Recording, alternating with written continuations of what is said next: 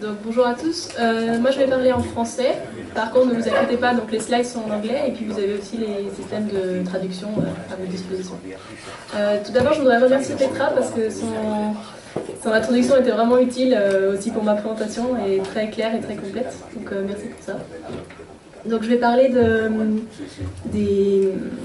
l'évolution et des projections climatiques des conditions niveau météorologiques qui ont été calculées dans le cadre du CLIMPI par Météo France. Donc, vous allez voir, la méthode qu'on utilise est assez différente de celle utilisée par l'AEMET, mais ce sont deux approches qui sont complètement complémentaires. Dans notre cas, en fait, on va se baser sur deux types de modèles.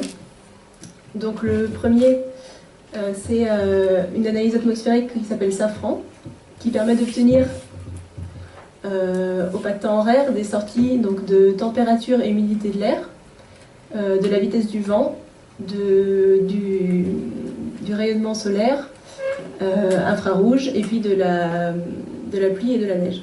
Et de manière générale,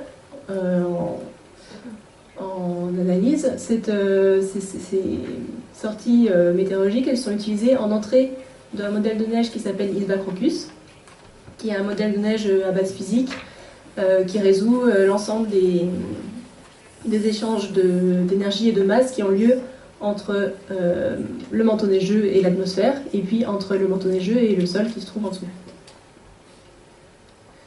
Donc dans ce cadre, on a une géométrie qui est assez particulière, parce qu'en fait on ne va pas travailler par point de grille, comme c'est fait traditionnellement, mais on a une subdivision spatiale qui se fait selon différents massifs, qui sont supposés météorologiquement homogènes. Donc il y en a 23 dans les Pyrénées. Et on travaille également par bande d'altitude, espacées de 300 mètres l'une de l'autre. Et donc ces bandes d'altitude, elles commencent à 300 mètres au-dessus du niveau de la mer, jusqu'à un niveau maximum qui dépend du massif dans lequel on se trouve. Et donc ce niveau maximum va de 2100 mètres à 3300 mètres selon les massifs. En termes d'échelle temporelle et de données d'entrée de ces différents modèles que je vous ai présentés, donc pour le climat récent, donc on se base sur la période 1980-2016. Et donc on a un ensemble d'observations qui viennent de Météo France et de l'AEMET, qui sont combinées dans le cadre de la réanalyse Safran à des sorties de modèles de ERA principalement pour les profils verticaux des différentes variables.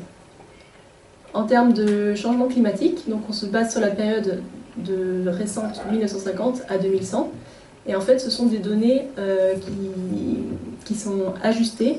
Je vous présenterai par la suite comment je le fais. Donc des sorties de Eurocordex, donc c'est un ensemble de couples de modèles donc de GCM comme les a présentés Petra précédemment, et de RCM forcés par ces GCM. Et donc on travaille une résolution dans cette partie de Eurocordex de 12,5 km sur l'ensemble de l'Europe. Donc la méthode d'ajustement des biais et de downscaling qui est utilisée, elle utilise donc ces couples de modèles Eurocordex qui sont présentés à gauche là. Donc en bleu clair, c'est les différents RCM qui ont été alimentés par les différents GCM, donc modèles globaux. Et eux-mêmes, ils sont soumis à un scénario historique sur la période récente, et puis des scénarios futurs d'émissions de gaz à effet de serre, comme les a présentés Petra.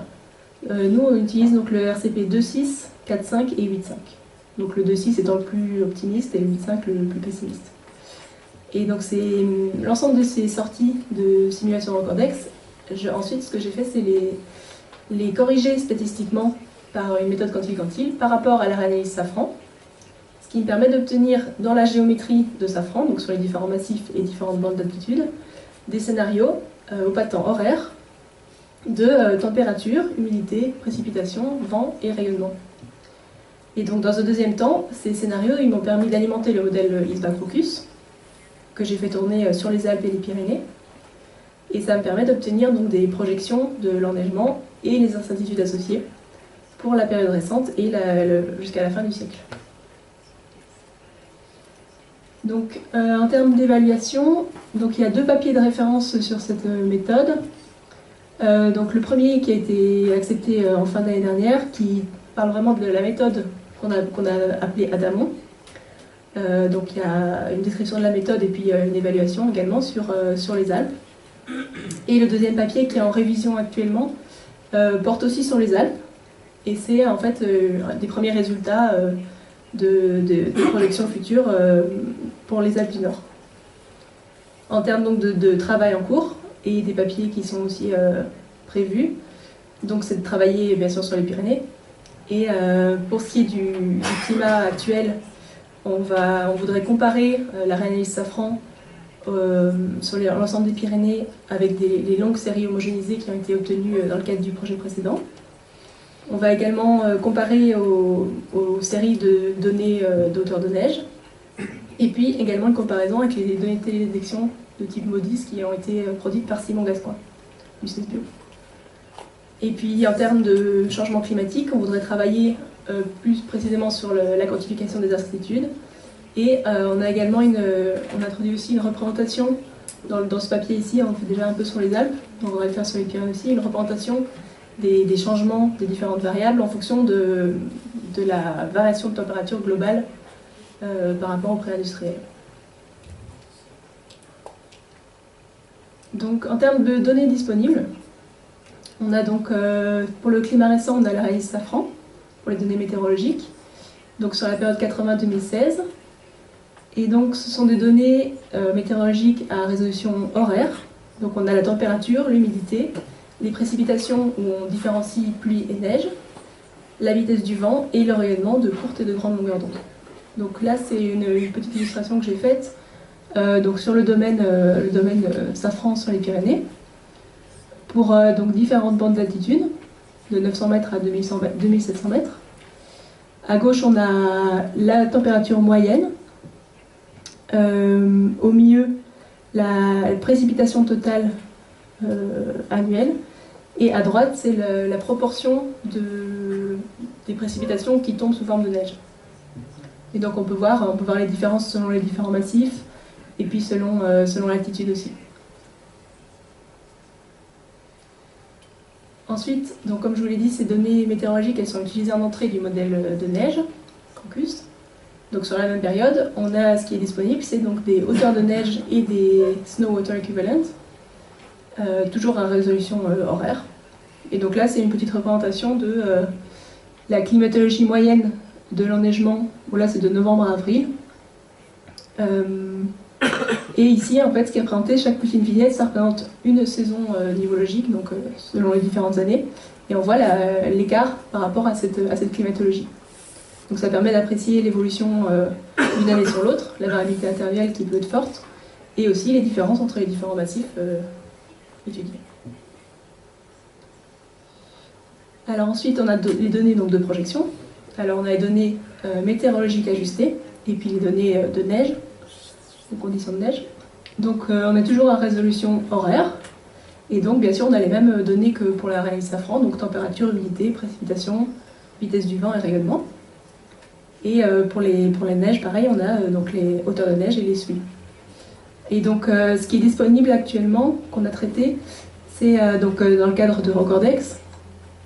Pour la période historique, donc c'est 1950-2005, on a 14 couples de modèles RCM-GCM disponibles qui ont été traités. Et puis on a les scénarios 2.6, 4.5, 8.5 sur 2005-2100. Pour le scénario 2.6, en fait, il y a beaucoup moins de couples de modèles disponibles dans la base de données initiale. Donc on a seulement 4 sorties, et puis les autres on en a également 14. Donc au total ça fait une bonne quarantaine de simulations différentes qui ont été ajustées et traitées. En termes de format de données, donc les données brutes, si je peux les appeler comme ça, elles sont en format NetCDF, à une résolution temporelle horaire, comme je vous l'ai dit, mais c'est bien sûr possible et recommandé d'agréger ces données pour avoir des données au pas de temps journalier, mensuel, saisonnier, annuel, etc. Donc comme je vous l'ai dit, c'est la même géométrie que le jeu de données que la réanalyse Safran. Donc les 23 massifs, qui sont représentés ici en bas, les 23 massifs dans les Pyrénées, espacés par 300 mètres d'altitude, et qui commencent à 300 mètres d'élévation. Donc au total, ça représente en fait 222 points, si je peux les appeler comme ça. Et donc en termes de volume de données, donc pour une année de données météorologiques au pas de temps horaire, ça représente 165 mégaoctets, et à peu près 2 mégaoctets pour la partie neige.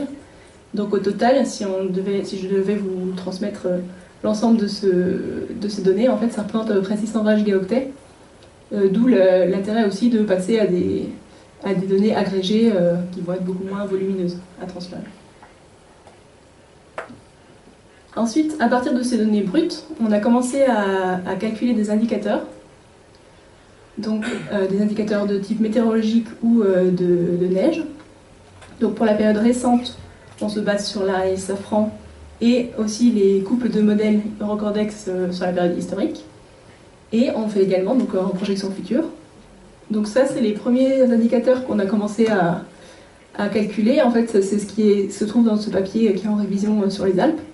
Et donc on projette de les calculer également sur les Pyrénées. Donc on a les températures moyennes sur l'hiver, l'été ou en moyenne annuelle. On a les précipitations totales sur l'hiver, l'été et l'année. Et puis on a, comme je vous l'ai dit, la part de précipitations au cours de l'hiver, bien sûr, qui se retrouve sous forme de neige par rapport au total. Ensuite, en termes d'indicateurs de neige, on a donc la hauteur de neige moyenne sur l'hiver. Ensuite, on a le nombre de jours qui se trouve au-dessus d'un certain seuil de hauteur de neige. Donc ça peut être 5 cm, 50 cm. Dans les Alpes, on regarde aussi 1 mètre. Il faudra voir si ça peut être intéressant sur les Pyrénées ou pas. Ensuite, on a le SWI maximum sur l'année. Et finalement, on calcule les dates de début et de fin d'enneigement continu. Donc, ce qui est présenté dans le papier en cours de révision, là, c'est on essaye d'avoir deux types de représentation de ces données qui sont complémentaires. Donc, une première, c'est regarder en termes de quantiles glissants sur des périodes de 15 ans. Donc là, je vous ai mis un exemple pour le massif d'Andorre à 1800 mètres. Donc, ce qui est représenté donc sur la gauche, les pointillés, c'est la réanalyse Safran. Donc, la médiane glissante sur 15 ans en gras, et puis en très fin, ce sont les valeurs interannuelles. Ensuite, en gris, donc c'est la partie historique des modèles Eurocordex ajustés. Et puis les couleurs représentent les projections futures. Sachant qu'on a donc les trois scénarios RCP, donc le 2.6 en bleu foncé, le 4.5 en bleu clair et puis le 8.5 en rouge. Et donc dans cette première représentation, ce qui est représenté, donc c'est les quantiles glissants. Donc on a le quantile 5%, 17%, 50%, donc la médiane, 83% et 95%. Donc ça permet d'apprécier la gamme d'incertitudes en termes de quantiles. Donc je ne vais pas forcément commenter les résultats, mais donc là je vous ai présenté donc en termes de hauteur de neige moyenne, la température hivernale moyenne, les dates de début et de fin d'enneigement continu, et finalement les précipitations totales sur l'hiver. Le deuxième mode de représentation qu'on a décidé d'utiliser, c'est des moyennes glissantes sur 15 ans avec leur déviation standard. Donc toujours le même mode de représentation sur l'Andorre à 1800 mètres, cette fois-ci en termes de moyenne et d'écart type. Donc voilà ce que ça peut donner.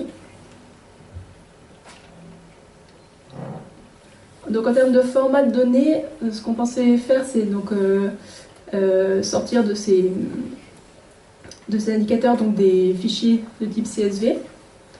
Donc il y aurait en fait un fichier CSV pour chaque indicateur et pour chaque type de représentation, en quantile ou en moyenne, pour chaque massif et chaque bande d'altitude. Et ensuite, à l'intérieur de ce fichier, il y aurait donc la période de référence. Alors pour le moment, dans l'article, on utilise la période de référence 86-2005, mais ça c'est, on peut adapter ça à ce qu'on veut faire dans Climpy. Donc pour la réanalyse Safran et pour les modèles, pour les simulations de modèles sur la période historique.